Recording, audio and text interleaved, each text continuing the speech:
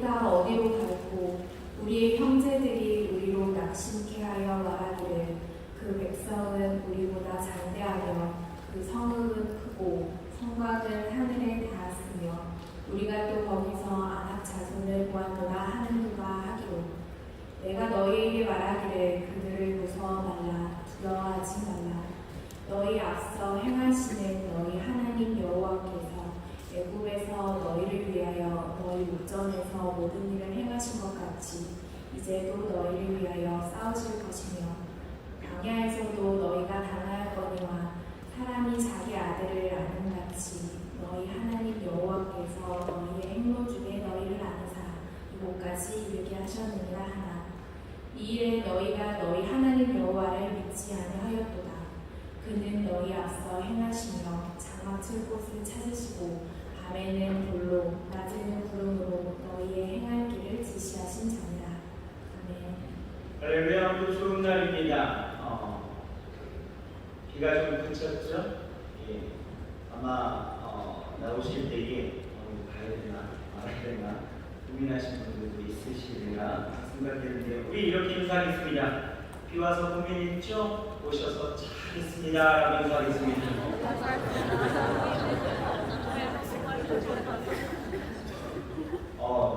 아침에 새벽에 출근하는데 이 비가 어찌나 많이 오던지 고속도로가 물바다인 거죠. 그래서 굉장히 오늘 우리 청년들이 또 우리 성도님들이 교회 오시는 데 많이 불편함이 있겠다라고 생각을 했는데 그래도 다 오셨네요.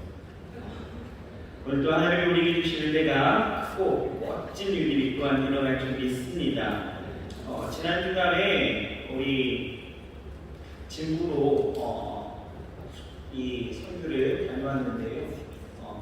어제 잘 무사히 도착할 수 있었고요. 이제 이번 주에는 돌아오는 수요일에 경남 고성과 또 대전으로 이제 선교를 떠나게 되어집니다. 우리 떠나는 우리 지친들 잠깐만 일어나 주실까요?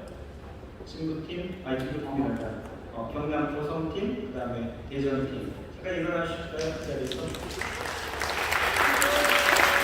격려의 박수로 잘 행동하고 우리 팀, 또 기도와 응원이 계속하겠습니다. 할렐루야. 인사하시고 가주세요. 자, 오늘 말씀 같이 보실게요. 오늘 공독해 주신 말씀 신명기 1장 28절에서 33절의 말씀을 가지고 담대하게 하시는 하나님, 담대하게 하시는 하나님 이런 말씀의 제목을 가지고 함께 은혜를 나누겠습니다. 여러분 오늘 우리가 함께 보고 있는 이 신명기서는요 이스라엘이 이제 막 요단강을 건너 가나안 정복을 하기 위해서 그 전쟁을 개시하기 직전에 마지막으로 머물렀던 그 모압 평지에서 지도자 모세가 자신의 죽음을 앞두고 행한 이 고별설교입니다. 그래서 이 신명기는 조금 특별합니다. 출애굽 40년의 그 광야 여정을 회고하면서 가나안 정복이라는 미래적 그런 상황을 앞둔 이스라엘 백성들에게 가장 중요한 두 가지의 핵심을 우리에게 말해주고 있는데요. 그 첫 번째는 잊지 말라라는 것, 기억하라는 것. 그리고 두 번째는 바로 순종하라라는 것입니다. 그래서 신명기 크게 되어지고 우리는 두 단어만 기억하시면 되는 걸 뭐라고요? 기억하라 그리고 순종하라라는 것입니다. 하나님의 약속을 향해 가는 자들, 그리고 지금 가나안 정복 전쟁을 앞두고 있는 자들, 그리고 천국을 향해서 가는 모든 순례자들, 그리고 삶의 자리에서 하나님이 내게 주신 비전을 이루기 위해서 싸움을 준비하는 모든 사람들, 그들에게 말씀하시는 두 가지의 핵심은 바로 기억하라 그리고 순종하라입니다. 그렇다면 모세는 왜 이 신명기를 통해서 우리에게 기억하라, 순종하라 이렇게 말씀하고 있습니까? 왜요? 이제 앞으로 치러야 될 이 가나안 전쟁, 약속된 땅을 차지하기 위한 전쟁에서 승리하고 나아가려면 반드시 이 두 가지가 있어야 된다는 거예요. 보세요. 지금 이스라엘 백성들은요, 적과 꿀이 흐르는 그 가나안 정복 전쟁을 앞두고 있죠. 하지만 가나안 땅은 어떤 땅입니까? 가나안은 하나님이 약속한 땅이고 하나님이 약속하셨기에 분명히 가나안은 저들의 차지가 될 것입니다. 그런데 이스라엘은 지금 어때요? 두려움이 엄습해 있었다는 것입니다. 왜요? 전쟁이라는 것이 그리 만만한 일은 아니다라는 거죠. 하나님이 약속한 땅이 있기에 나오라고 해서 나오기는 했고 또 가라고 해서 가는 일이지만 지금 당면한 이 리얼 현실만 보게 되어진다면 막막하기도 하고 또 한 번도 경험해보지 못한 일들을 하여야 했기 때문에 두려움으로 주저하는 것은 되게 당연한 일이었다는 거예요. 그래서 모세는요 그들에게 하는 이야기가 기억하라는 거예요. 그리고 순종하라 이렇게 이야기하면서 어떻게 너희가 기억해야 되고 또 어떻게 순종해야 되는지 우리에게 말씀하신 것이 오늘 본문의 이야기예요. 어떻게 하면 좋을까? 어떻게 하라고요? 바로 담대하라는 거죠. 너희가 이 땅을 차지하고 승리하려면 기억함으로 담대해져야 하고 또 그 담대함으로 두려워하지 말고 순종하고 나아가야 된다는 것입니다. 그래서 이 담대함이라는 것은 매개체예요. 기억해서 담대해지고 또 담대해지고 순종할 수 있다는 것이죠. 그래서 21절에 뭐라고 이야기하느냐? 이렇게 말씀하고 있어요. 너희 하나님 여호와께서 이 땅을 너희 앞에 두셨은즉 너희 조상의 하나님 여호와께서 너희에게 이르신 대로 올라가서 차지하라. 두려워하지 말라. 주저하지 말라라고 이야기해요.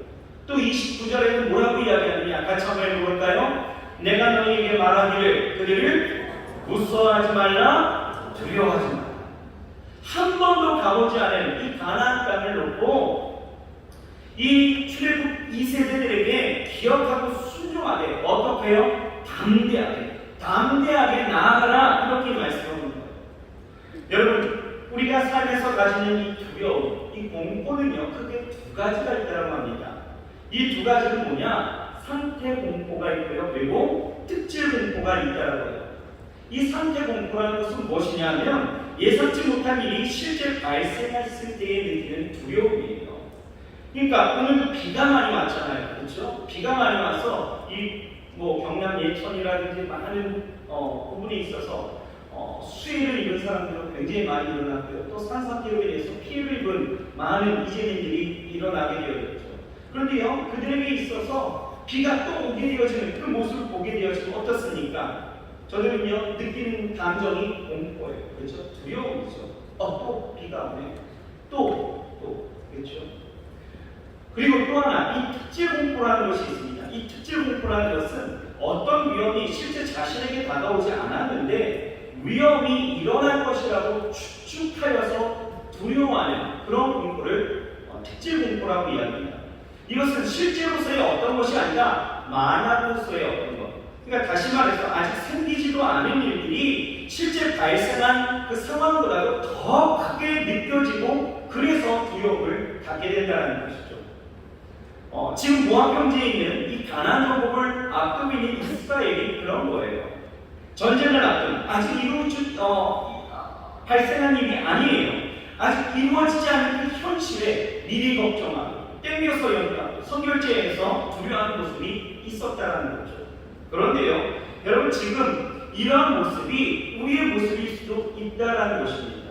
여러분 우리의 모습을 보십시오. 하나님은요 각 사람에게 삶의 비전을 주시고 그 합당한 자리에 허락하셨어요. 그래서 여러분들이 있는 자리에서 하나님은 하나님의 그 계획하심과 섭리하심을 이루기를 원하신다는 거예요. 그런데 삶의 자리에서 여러분 항상 평강이 넘치고 기쁨이 넘치는 것만은 아니다라는 것입니다.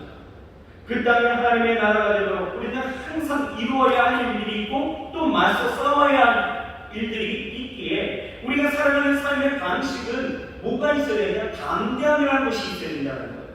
하나님은 우리에게 그것을 주문하시는 것이고 그렇게 살아가기를 원하신다는 거예요. 그런데 그것이 여러분 말처럼 쉬운 일들은 아니다라는 거죠. 매일 부딪히는 그 삶의 현실과 당면한 과정은요 늘 우리를 불안하게 하고 두렵게 만들어서 이스라엘 백성들처럼 미리 걱정하고 땡겨서 염려하고 또 그렇게 포기하고 넘어지는 우리의 모습들을 우리는 순간순간 발견하게 되었을 것입니다. 하나님은 이런 불확실한 삶 속에 우리에게 주시는 오늘의 그 말씀이 무엇이냐? 기억하고 순종하라는 거예요. 그런데 어떻게 해요? 담대하라는 거예요. 담대하게 나가서 가나안을 찾아가라는 거예요. 주저하지도 말고 쫄지도 말고 담대하게 나가서 하나님이 각자에게 주신 그 약속의 땅을 정복하기를 원하신다는 거예요. 세상 사람들과는 좀 더 다르게, 이제는 좀 더 쭈뼛거리지 말고 여러분의 삶의 자리에서 다르게 살기를 원하신다는 것입니다. 그렇다면 여러분, 우리가 하나님이 명하신 대로 이 담대하게 나아갈 그런 명분이 무엇일까요? 무엇으로 우리는 담대해질 수 있습니까? 그냥 막 던지는 그러한 근자감은 아닐 거예요. 그렇죠? 하나님은 우리에게 담대하라고 말씀하실 때에 그 이유가 분명히 있을 것이다 라는 것이죠. 오늘 본문은 그것을 우리에게 가르쳐주고 있습니다. 여러분, 담대하라고 말씀하시는 하나님의 음성을 들으시길 원하시고, 또 담대할 때 우리가 어떻게, 여러분의 삶의 자리에서 우리가 왜 담대해야 되는지를 알고 나아가면 여러분, 우리의 삶 가운데 우리는 두렵지 않은 그러한 인생을 살아가게 되어 있을 줄 믿습니다. 자, 그러면 왜 우리는 담대하라고 하시는가 하나님의 말씀을 듣게 되었느냐? 자, 첫 번째는요, 하나님이 우리와 함께 하시기 때문에 담대하게 나아가라는 것입니다. 하나님이 우리와 함께 하시기 때문에. 여러분, 30절 말씀을 같이 읽겠습니다. 30절입니다. 같이 한번 읽어볼까요? 시작. 너희 앞서 행하시는 너희 하나님 여호와께서 애굽에서 너희를 위하여 너희 목전에서 모든 일을 행하신 것 같이 너희도 이제도 너희를 위하여 싸우실 것이며 라고 말씀하고 있습니다. 여러분, 이스라엘 백성들은 지금 두려워하고 있습니다. 왜 두려워하고 있습니까? 가나안 족속이 어떤 족속인지 이미 소문을 통해서 알고 있었고, 그들이 들어가야 될 그 땅은 이미 경계의 태세로 전쟁을 준비해 왔는데, 이스라엘은요, 뭐 특별한 전술이나 무기, 전략 없다라는 거예요. 이들은 어떤 사람들입니까? 출애굽 2세대들이에요. 그러니까 광야에서 태어나서 광야에서 자라왔기 때문에 전쟁에 싸울 능력도 없고 손에 든 것도 없으니 여러분, 두려울 수밖에 없다는 것이죠. 그런데다가 이 싸움은요, 하나님이 명령하셨어요. 싸워야 되는 것은 자신들 뿐이다라고 생각하니까 두려울 수밖에 없었다는 것입니다. 여러분, 생각해 보세요. 나에게 어떤 프로젝트가 맡겨졌는데 나는 이걸 처음 해보는 거예요. 새로운 분야입니다. 그러면 여러분 어떻게 하시겠습니까? 어떻게 해야 될지를 모르겠어요. 힘도 없습니다. 능력도 없어요. 백도 없어요. 갈피를 못 잡겠어요. 여러분 어떠십니까? 당연히 두려울 수밖에 없는 거예요. 두려움에 사로잡힐 수밖에 없다는 것이죠. 지금 이스라엘, 이 출애굽 2세대들이 바로 그런 입장이었다는 거예요. 28절 함께 같이 한번 읽어볼까요? 28절 시작. 우리가 어디로 갈고 우리의 형제들이 우리로 낙심케 하여 말하기를 그 백성은 우리보다 장대하며 그 성읍은 크고 성곽은 하늘에 닿았으며 우리가 또 거기서 아낙 자손을 보아노라 하는도다. 자, 우리가 어디로 갈고 뭐예요? 지금 갈피를 못 잡는 거죠. 그런데다가 이스라엘 보세요. 지금 저들은요, 비교를 하고 있다는 거예요. 누구와? 자신들과 아낙 자손을 지금 비교하고 있습니다. 아낙 자손은요, 우리보다 가진 것이 많대요. 그런데다 저들이 거하는 성곽은요, 하늘에 닿았대요. 이스라엘 백성들 지금 뭐하고 있습니까? 상대를 과대평가하고 있다. 이 말은 당연히 자신들에 대해서는 과소평가하고 있다는 거죠. 종합해 본다면 이 전쟁의 지금 중심은, 이 전쟁의 중심축은 누구다? 바로 자기 자신이라는 거예요. 그러니까 그들은 어떻습니까? 자기 자신이 이 전쟁의 중심축이라고 생각하고 자기가 싸워야 된다고만 생각하게 되어지니까 27절에 이렇게 고백할 수밖에 없는 거예요. 같이 한번 읽어볼까요? 시작. 장막 중에서 원망하여 이르기를 여호와께서 우리를 미워하시는 도로 아모리 족속의 손에 붙여 멸하시려고 우리를 애굽 땅에서 인도하여 내셨도다. 저들이 지금 원망하고 있습니다. 왜요? 하나님을 오해했기 때문이죠. 어떻게요? 여호와께서 자기들을 미워하셨대요. 이 말은 여호와께서 이곳까지 어쩌지 우리를 인도해 오셨지만 여호와께서는 분명 손을 떼셨다는 것이죠. 그러니 이 싸움은 이스라엘 백성들만의 싸움이라고 생각하니 하나님이 우리를 이끌어내신 것은 우리를 미워하셔서 이곳까지 오게 했다라고 지금 착각하고 있다는 거예요. 여러분, 그렇습니다. 우리가 현실이라는 것만 보게 되어지면 우리도요, 충분히 이런 생각을 할 수 있다는 거예요. 여러분, 내가 마주한 그 엄청난 일들, 당황스러운 그 현실을 마주하게 되어지면 누구나 나 혼자인 것 같은 그런 그런 착각에 빠지게 된다는 것이죠. 그러면서 하나님을 원망하면서 왜 내게 이런 시련을 주시냐고, 왜 내게 이런 시련을 주셔서 내가 이런 싸움을 해야 되냐고 그렇게 불평하고 원망하는 모습들 분명히 우리 가운데도 있다는 것이죠. 그런데 그거 아셔요? 여러분, 단 한 번도 하나님은요 나를 떠나시지 않았다는 거예요. 나를 버리시지도 않습니다. 나를 고아처럼 내버려 두시지도 않았다는 거예요. 이렇게 느끼게 하는 것은요 다 누가 있어요? 바로 사단이 오래전부터 써먹은 전략일 뿐 하나님은 나를 버린 적이 없으셨다는 것입니다. 늘 함께 하셨어요. 여러분, 사단을 보세요. 이 사단은요 우리 인간들에게 이런 허위의식을 심어주면서 착각하게 만들고 두렵게 만들었다는 것이죠. 여러분, 사단이 하는 일들을 보십시오. 옛적에 이 에덴 동산에서 아담과 하와에게 뭐라고 이야기했습니까? 선악을 알게 하는 그 나무의 그 과실을 따먹게 되어지면 네 눈이 밝아져서 네가 하나님처럼 될 것이다 라고 허위의식을 심어주잖아요. 그 허위의식 속에서 하나님을 오해하게 되어지고 결국은 선악을 알게 하는 나무를 먹게 되어지니까 그렇게 죄를 짓고 그렇게 단절되어졌다는 거죠. 여러분, 오늘도 마찬가지입니다. 세상은요 우리에게 이 사단은요 계속해서 방해하고 있어요. 허위의식을 우리에게 집어넣고 있다는 거죠. 세상을 보세요. 세상은 우리에게 과학적인 어떤 권위로, 또 학문의 권위로, 정치적인 힘의 논리로, 그리고 어떤 풍계의 권위로 강력한 허위의식을 우리에게 심어주어서 이 하나님의 말씀에 신뢰하지 못하게 하고 그 말씀을 미워하게 만들어버렸다는 거예요. 그 말씀을 가려버렸다는 거죠. 그래서 내가 어떤 감당하기 힘든 일을 내가 만나게 되어지기 때문에 우리는 어떻습니까? 하나님의 말씀이 이렇게 나와 있으니까 우리는 말씀대로 이렇게 살아야 된다라고 듣는 것보다 과학이나 이런 통계, 힘의 논리를 가지고 세상에 퍼져 있는 그런 온갖 정보를 가지고 어떻게 살아야 할지를 더 고민하게 만들었다는 거예요. 무슨 얘기냐? 여러분, 과학이나 통계에 대한 정보가 내 삶의 선택의 기준이 되어져서 하나님의 말씀보다도 더 힘 있는 것처럼 신뢰하면서 나아가게 만들었다는 거예요. 그런데 여러분 보세요. 세상에 그런 과학적인 결론이나 통계, 전문가의 수견이나 정보가 여러분 그렇게 신뢰할 만하다고 이야기할 수 있습니까? 물론 전문가의 소견이고 수치가 나와 있는 데이터이기 때문에 여러분 그것을 신뢰할 때가 있다는 거죠. 하지만 여러분, 통계학적으로 또는 어떤 과학적인 지식으로 설명할 수 없는 일들이 여러분이 성경에 빼곡하게 적혀 있는 것 여러분 아십니까? 하나님의 말씀은요 모든 것을 다 초월했다는 거예요. 홍해 갈라지는 그 역사를 보십시오. 여러분, 이게 과학적으로 설명이 되십니까? 불기둥과 구름기둥이 40년이 매일같이 그렇게 이스라엘 백성들이 임하였던 것, 여러분 이게 설명이 되셔요?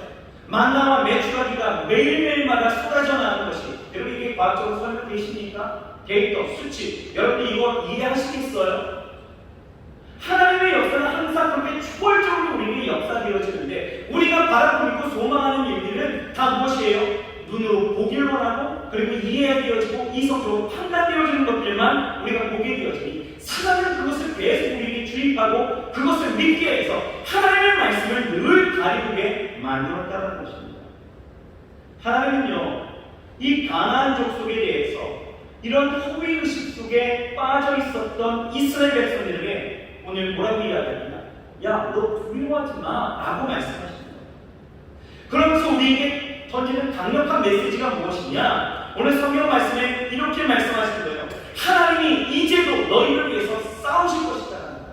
함께 하실 것뿐만 아니라 하나님이 이제도 너희를 위해서 싸우실 것이다 라고 이야기하시는 거예요. 여러분, 여기서 이제도 라는 말은 뭡니까? 과거에도 너희를 위해서 그렇게 싸워왔다. 너희를 위해서 싸웠다는 거예요. 여기서 너희를 위해라는 말은 70인역 성경을 보게 되어지면 뭐라고 이야기하냐면 매드 프리원 이렇게 이야기하는데 이 매드 프리원이 뭐냐면 너희와 함께라고 번역이 되어집니다. 다시 말해서 어떤 경우이든 하나님은 여러분들과 함께 하시면서 함께 또 싸워주시고 함께 일하시면서 그렇게 나아갔다는 것이죠. 함께 싸워주셨어요. 그리고 함께 싸우십니다. 그리고 함께 싸워 주실 분이 우리 하나님이시다는 거예요. 그러니 여러분 친히 우리의 모든 인생의 과정 가운데 개입하시고 간섭하시면서 싸우고 계신 그 하나님, 누굴 위해서? 나를 위해서. 무슨 말이냐? 전쟁의 중심에는 내가 있는 것이 아니라 누가 있다? 하나님이 계시다는 거예요. 그래서 싸운다는 말은 하나님이 그 전쟁의 주도자가 되어주셔서 싸우신다는 것을 우리에게 강조하고 있다는 거죠. 그러니 여러분, 두려움에 있는 이스라엘 백성들에게 하시는 말씀은 뭐예요? 옛적 일들을 너희가 기억해보라는 거예요. 기억해보라. 광야의 그 실제의 그 삶의 현장에 함께 하신 그 하나님, 그분이 어떻게 일하셨는지를 생각해보라는 거예요. 그러면서 과거의 그 예를 드는 것이 30절에 뭐라고 이야기합니까? 애굽에서 너희를 위하여 너희 목전에서 모든 일을 행하신 것 같이 라고 이야기합니다. 열지함을 통해서 하나님이 하나님 되심을 보여주셨고 그 싸움에 멈추지 아니하셨던 것처럼 앞으로도 너희와 함께 하시며 싸워 주실 것이다 라고 말씀하신 거예요. 여러분, 우리에게도 마찬가지입니다. 우리 과거를 한번 뒤돌아보세요. 여러분의 인생의 뒤를 한번 되돌아보시기 바랍니다. 하나님은 여러분들과 함께 하셨습니다. 믿으십니까? 함께 싸우셨어요. 어느 것 하나 하나님의 손길 안 미친 것이 없었다는 것입니다. 인생에 찾아오는 그런 이해 못할 고난이 있을 때에도 하나님의 역사가 멈춰졌던 것처럼 느껴졌던 그 시절 가운데서도 하나님은요, 그 시간 속에서도 여전히 하나님의 손길 가운데 여러분들이 있었고요. 또 하나님의 그 눈길 가운데 여러분들이 있었고 그 하나님의 일하심 속에 여러분들의 삶이 개입되어져 있었다는 것입니다. 30절 말씀 보세요. 뭐라고 이야기해요? 너희의 앞서 행하시는 너희 하나님 여호와께서 라고 이야기하십니다. 하나님이 너희 앞에 행하신다는 것. 이스라엘이 걸어가야 될 그 길을 하나님이 친히 먼저 걸어가셨다는 것. 하나님이 이스라엘의 길을 예비하시고 그 모든 장애를 그렇게 친히 제거하시면서 이스라엘을 믿고 순종하여 쫓아가면 된다는 그 하나님의 그 삶의 방식을 우리에게 보여주셨다는 것입니다.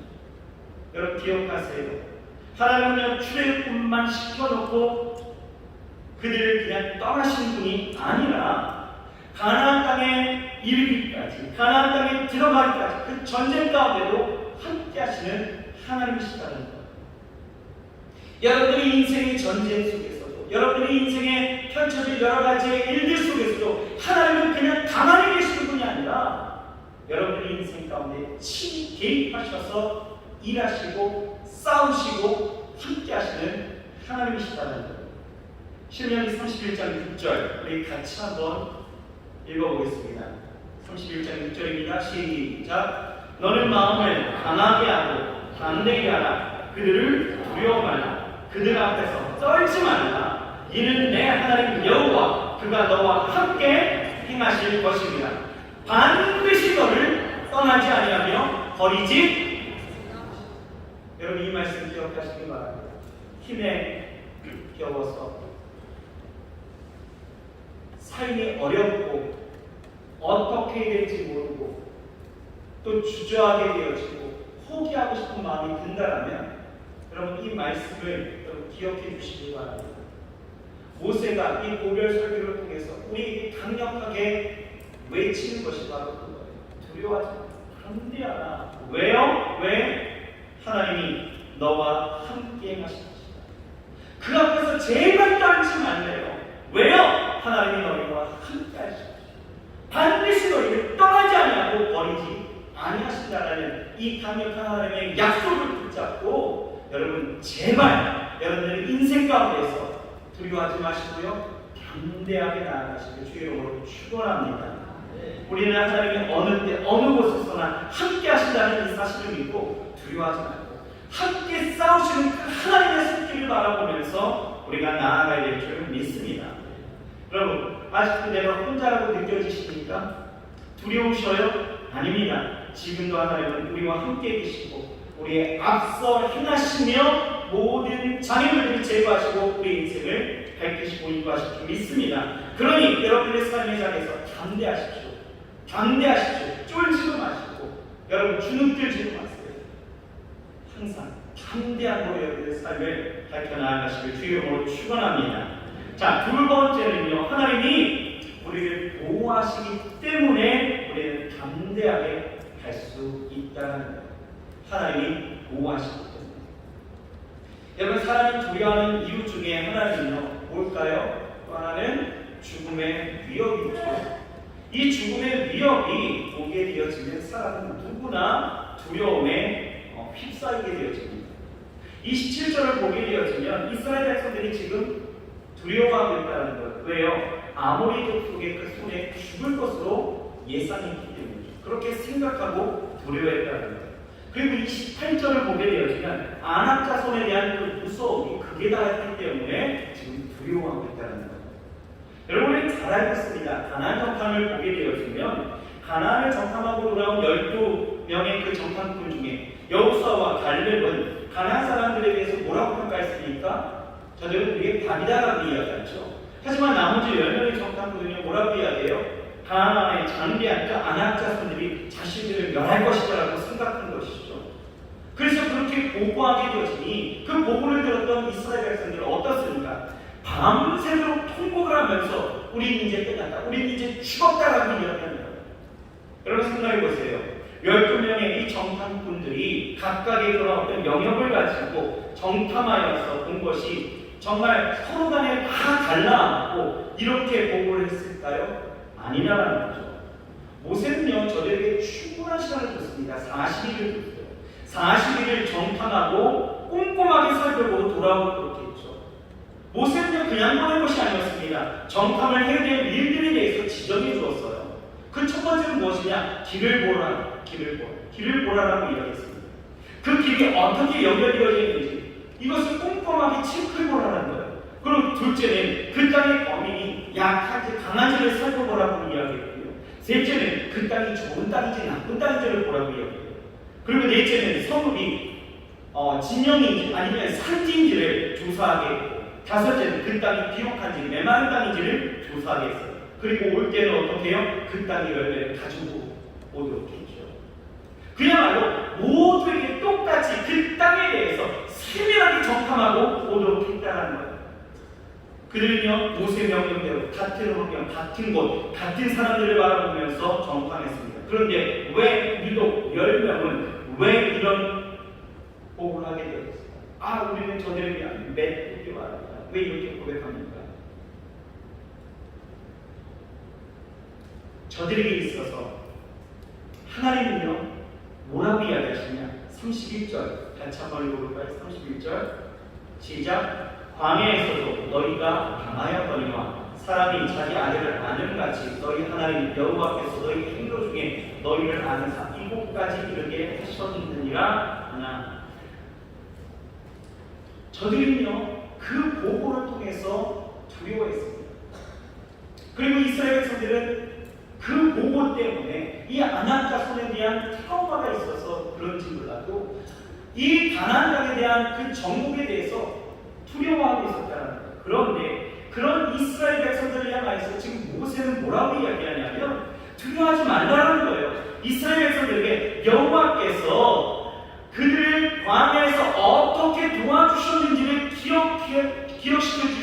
기억시켜 주면서 하나님께서 너희를 아는 사 이곳까지 이르게 해주셨다는 것에 대해서 이야기를 해줍니다. 하나님이 안 한다라는 거예요. 안 한다. 하나님이 저들을 보호하시기에 품 안에 놓지를 않았다는 거예요. 하나님이 여러분 어떻게 안으셨습니까? 광야에서. 하나님이 광야 가운데에서 물이 없어 죽음의 위기 가운데 있었던 이스라엘 백성들에게 반석을 내어 물을 내어서 그들을 보호해 주셨죠. 먹을 것이 없어서 죽음의 위기 가운데 있을 때에도 만나온 메추라기를 통하여서 저들을 굶어 죽지 않게 하셨다는 거예요. 광야, 이 광야의 특징이 뭐였습니까? 낮의 뜨거움과 밤의 추위 아니겠어요? 그런데 그런 낮의 뜨거움을 구름 기둥으로, 밤에 그 급격히 내려간 그 추위 가운데서는 불기둥으로 안아서 보호해 주셨다는 거예요. 그러니 너희는 충분히 담대하게 나아가도 된다는 거예요. 옛적일 기억해보라는 거예요. 광야 가운데 하나님이 너희를 보호하셨으니 이 모든 전쟁, 아낙 자손이 아니라 그 하나와가 와도 이 전쟁 가운데서 너희가 이긴다는 거예요. 왜요? 하나님이 보호하시기 때문에. 그러니 너희는 충분히 담대해도 된다는 거죠. 내가 너희를 보호하기 때문에, 안아서 보호하고 있으니 담대하는 것입니다. 그런데 여러분 중요한 것이 하나 있어요. 뭔지 아십니까? 여러분 이 말씀이 여러분에게 충격일 수 있습니다. 32절이에요. 32절. 같이 한번 읽어볼까요? 시작. 이 일에 너희가 너희 하나님 여호와를 믿지 아니하라. 여러분 이 말씀에서 우리가 알 수 있는 것이 무엇입니까? 하나님의 보호하심은요 분명하죠. 하지만 중요한 것은 31절 말씀처럼 이 선언적인 말씀을 받아들이는 자가 어떻게 받아들이느냐에 따라서 그 결과는 달라진다는 거예요. 보세요. 이 소돔과 고모라가 멸망당할 때에 롯과 그의 가족 그리고 소돔과 고모라 사람들의 그 차이가 무엇이었을까요? 또 하나요. 노아 때에 대홍수가 일어나게 되었죠. 이때 노아와 그의 가족과 그 당시에 패역한 사람들의 차이는 무엇이었을까요? 차이는 분명하죠. 하나님의 보호하심입니다. 그런데 그 보호하심은 어떻게 해요? 믿는 자와 믿지 않은 자의 차이였다는 거예요. 하나님의 은혜를 주셔서 보호해 주시겠다라고 약속하죠. 이것은요 여러분 보편적 하나님의 은혜입니다. 그런데 사람들은 믿지 않는 거예요. 그래서 하나님의 보호하심을 받지 못하는 거죠. 그러니 이 보편적인 은혜를 사람들은 바꿔버렸습니다. 어떻게 해요? 조건적인 은혜로 바꿔버렸다. 여러분 이거 아십니까? 마태복음 7장 7절에 보게 되어지면 우리 잘 아는 말씀이죠. 뭡니까? 구하라 그러면 너희에게 주실 것이요 찾으라 그러면 찾을 것이요 문을 두드리라 그러면 너희에게 열릴 것이니 라고 말씀하셨어요. 하나님의 그 응답에 대한 확실한 약속이에요. 그런데 뭐라고 얘기해요? 구하면 주신대요. 찾으면 찾는대요. 문을 두드리면 열린다는 거예요. 이 약속은 믿는 모두에게 주시는 하나님의 보편적인 은혜입니다. 특별한 사람에게만 주시는 것이 아니에요. 모두에게 주시는 보편적인 은혜예요. 그런데 사람들 어떻습니까? 믿지 않아요. 믿지 않으니까 기도하지 않아요. 여러분 그러면서 희한한 일들이 일어나게 되어져요. 뭐예요? 믿지도 않으면서 믿지 않는데 우리는요 어때요? 바라는 거죠. 응답해 주실 거야. 나로 하나님의 뜻을 무엇인지 알려주실 거야. 하나님 내 삶을 열어 주실 거야. 여러분 천만의 말씀입니다. 여러분 하나님의 은혜는요 믿는 자들의 거예요. 하나님은요 아무에게나 모든 것을 다 주셔요. 하지만 그것을 취하는 자는 누구다? 믿는 자들이 취하는 것이다. 그러니 보십시오. 신명기 33장 12절을 보면 이렇게 말씀하고 있습니다. 여러분 같이 한번 주목해서 읽어보실까요? 시작. 여호와의 사랑을 입은 자는 그 곁에 안전히 거하리로다. 여호와께서 그를 날이 맞도록 보호하시고 라고 말씀하고 있어요. 하나님은 분명 하나님의 사랑을 입은 자를 보호하신다고 말씀하고 있는 거예요. 하나님의 사랑을 입은 자. 자, 시편 37편 28절이에요. 같이 읽어볼까요? 시작. 여호와께서 공의를 사랑하시고 그 성도를 버리지 아니하심이로다. 저희는 영영이 보호를 받으사 악인의 자손을 끊어지리라. 뭡니까? 하나님은 누구를 보호하셔요? 성도, 즉 주를 믿는 자, 주를 믿는 자를 버리지 아니하시고 영영이 보호하십니다. 여러분 시편 5장 11절은 뭐라고 말씀하고 있어요? 오직 주에게 피하는 자는 다 기뻐하며 주의 보호로 인하여 영영이 기뻐 외치며 라고 말씀하고 있죠. 주께로 피하는 자, 믿음으로 주께 달려나가는 자를 주께서 보호하신다. 여러분 이해가 되십니까? 하나님 우리에게 주셔도 다 주셨습니다. 하지만 이스라엘은요 믿지 못했다는 거예요. 믿지 못하니 그 보호하심을 얻지 못하게 되어진다는 거죠. 여러분 하나님의 은혜를 조건적인 은혜로 여러분 바꿔버리지 마세요. 믿어야 합니다. 믿어야 합니다. 여러분 요셉을 보십시오. 형들이 죽음의 그 위협을 당했어요. 부렁텅이에 감금되었죠. 또 인신매매도 당하고 억울하게 오기 갇히기도 하고 상식적으로 생각하면 이거는 굉장히 치욕적이고 어려운 일일 수밖에 없었죠. 그러나 그냥 하나님의 사랑이었다는 거예요. 다시 말해서 하나님을 사랑하는 사람, 하나님이 보호하실 것을 믿고 나아갔던 사람이죠. 그러니 요셉은요 하나님의 보호하심 아래 있었다는 것입니다. 어떤 상황 가운데 놓여진다 하여도 하나님의 보호하심이 요셉을 둘러 짐치게 되었다.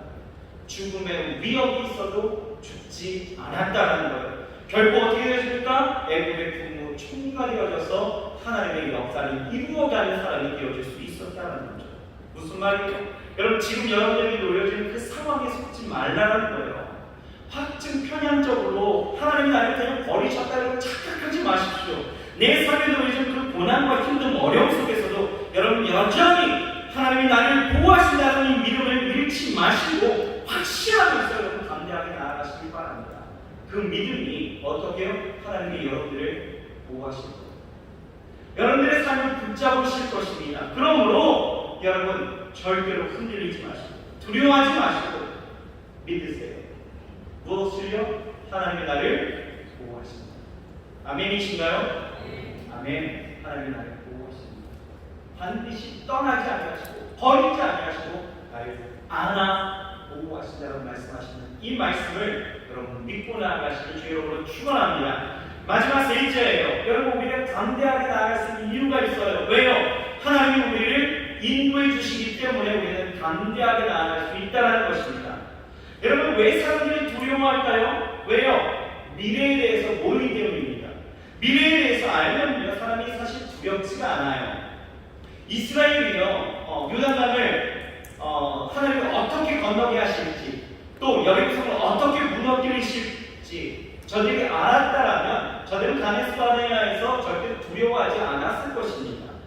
우리도 그렇잖아요. 내 삶의 길에서 하나님이 나를 어떻게 인도하실지 어떤 직장에 어떤 학교에 어떤 길로 가게 하실지 왜 내가 거기에 거하게 되어질지 하나님이 나를 왜 거기로 인도하실지 그 뜻을 알게 되어지면 우리는 전혀 두렵지 않다는 거죠. 알면 두렵지 않은데 우리가 모르니까 두려운 거예요. 이렇게 한 번도 가본 적 없는 미지의 세월기와 같았던 이 가나안이라는 그 불확실한 불확실성 앞에 이 두려워하는 이스라엘 백성들에게 하나님 오늘 뭐라고 말씀하십니까? 33절이에요. 33절 같이 한번 읽어볼까요? 큰 소리로 시작.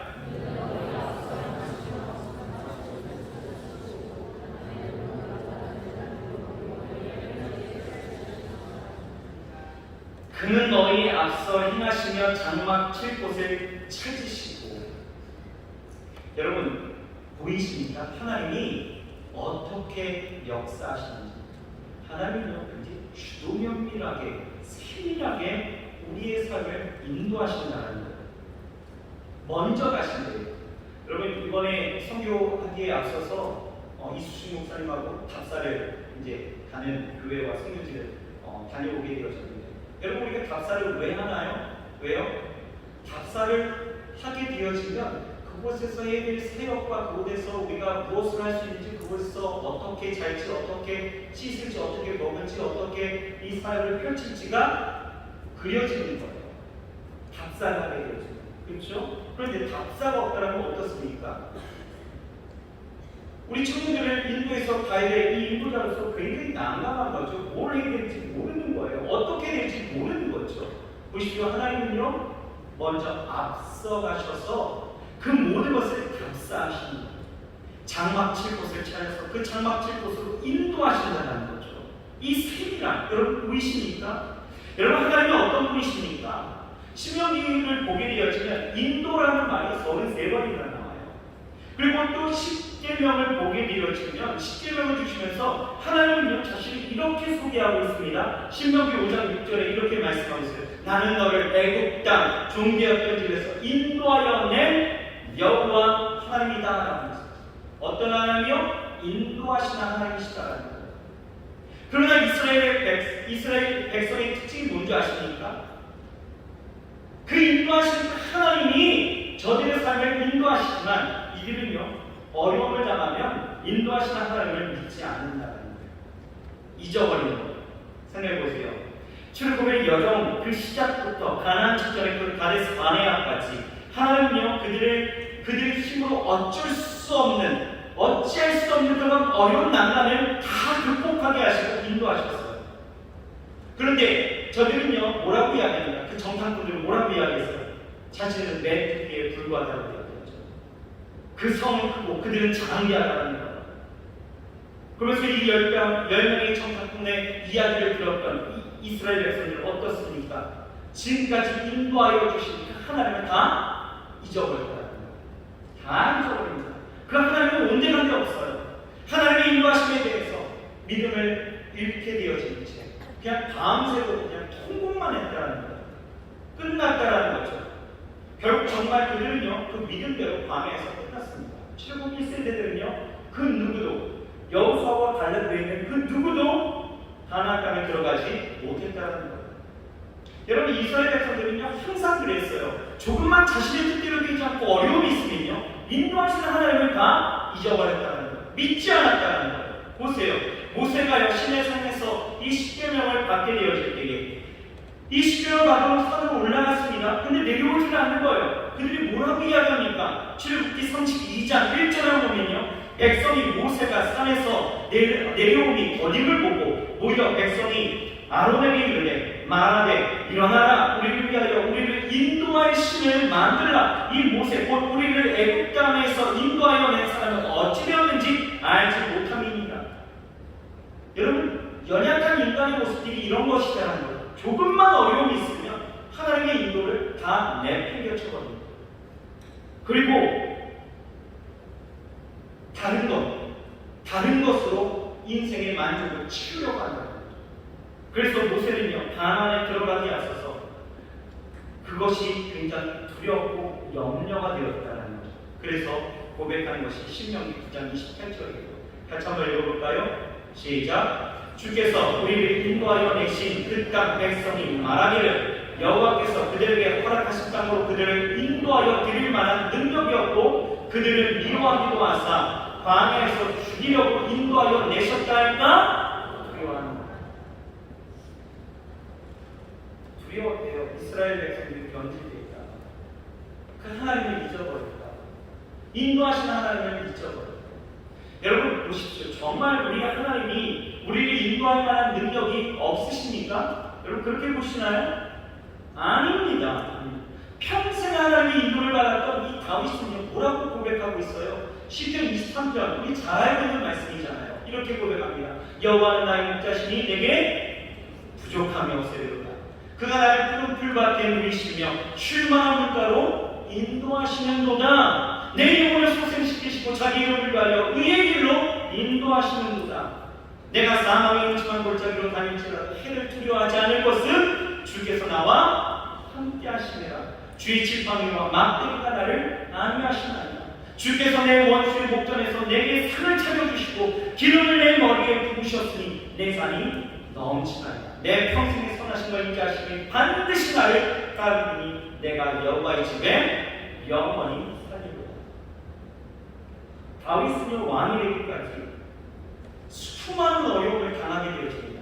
하지만 그 어떤 상황 가운데서도요 이 다윗은 하나님의 인도하심을 부정하지 않았다. 하나님의 인도하심을 믿고 따랐다는 것이죠. 그러니 어느 때에도 이 다윗의 모습을 보십시오. 삶을 향하여 나아가는 그의 자세는, 그의 태도는요 담대함이 있다는 거예요. 인도에 대한 확신을 가지고 두려워하지 않으니 인생이 담대했다는 거예요. 사울을 죽일 수 있는 그 기회가 왔어도 그는 담대하게 거절하는 그 모습을 우리에게 보여주지 않습니다. 그러므로 여러분 우리 그리스도인들이요 확신에 대해 5가지가 분명히 있어요. 5가지 기억하십시오. 첫째는요 여러분 구원의 확신을 갖고 있어요. 둘째는 기도 응답의 확신을 갖고 있어요. 세 번째는요 여러분 승리에 대한 확신을 갖고요. 네 번째는 사제에 대한 확신을 갖고요. 마지막은 인도의 확신을 가지고 하나님이 나를 인도하신다. 아멘이신가요? 여러분 하나님이 나를 인도하심을 여러분 확신하시기 바랍니다. 잠언서 3장 5절에서 6절 말씀을 보면 너희 마음을 다하여 여호와를 신뢰하고 내 명령을 의지하지 말라. 너는 범사의 길을 인정하라. 그러면 내 길을 인도하신다 라고 말씀합니다. 여러분 우리의 삶에 놓여진 일들이 불확실해서 여러분들이 두렵고 주저할 수는 있어요. 하지만 여러분 하나님의 인도하심을 부정하지는 마십시오. 날마다 여러분들의 인생을 하나님은 인도하시고 이끄실 줄 믿습니다. 여러분들은 담대하셔야 돼요. 옆 사람에게 인사해 주세요. 여러분 그렇게 고백해 주십시오. 담대하세요 라고 인사하십시오. 자 다시 한번 두려워하지 마세요. 두려워하지 마십시오. 여러분들 이제 또 새학기가 다가오고 있죠. 또 새로운 일들이 여러분에게 다가오고 있고요. 여러 가지 두려워할 만한 일이 다가오고 있어요. 여러분 그러나 여러분 두려워하지 마십시오. 담대하게 하십시오. 왜요? 다른 건 아닙니다. 하나님이 우리에게 담대하라고 말씀하실 때는요, 하나님이 함께 하시고 또 하나님이 친히 싸워주시기 때문에, 또 하나님이 우리를 보호하시기 때문에, 하나님이 나를 인도하시기 때문에 우리는 분명히 담대할 수 있습니다. 여러분 항상 담대하게 믿음으로 승리하시고 하나님이 예비하시고 약속하신 그 축복의 가나안 땅을 여러분 늘 여러분들이 소망하시고 그 땅을 차지하시고 하나님 주신 그 축복을 누리시길 주의 이름으로 축원합니다. 자, 기도하시겠습니다. 하나님,